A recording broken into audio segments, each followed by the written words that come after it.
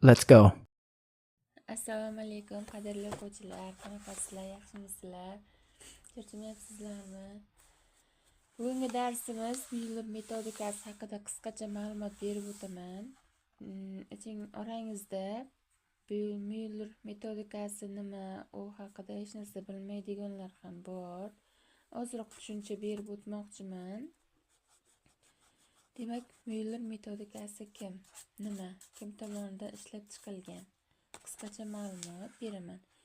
Bu metodika avval kelajak sistemasi deb atalgan. Kelajak nomi bilan yuritilgan.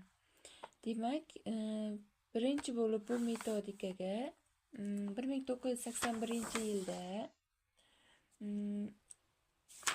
mana Mikhail Müller va uning o'g'li Xavier Müller tomonidan ikkalasi o'ylab topilgan va o'ylab chiqilgan. Ular bu metodikani o'ylab chiqishi oson bo'lmagan, chunki bu metodikani yaratish uchun juda ham ko'p izlanishlar qilgan bular. Demak, ular qanday nima qilgan? Insonning tanasini anatomik tuzilishini o'lchovlar asosida ishlab, shu metodikani yaratishgan. Bu metodikaning qulay tomoni shundaki, klientni ko'rmasdan turib, ikkita o'lchov asosida kiyim tikish bo'ladi. Ya'ni ikkita o'lchov, klientning bo'yi, rost bo'yi va ko'krak aylanasini anglagan holda qolgan razmerlarni chiqarib, andoza qurib, mana shunday andoza qurib, klientga mos tushadigan libos yaratish. Müller metodikasi shunaqa deyiladi.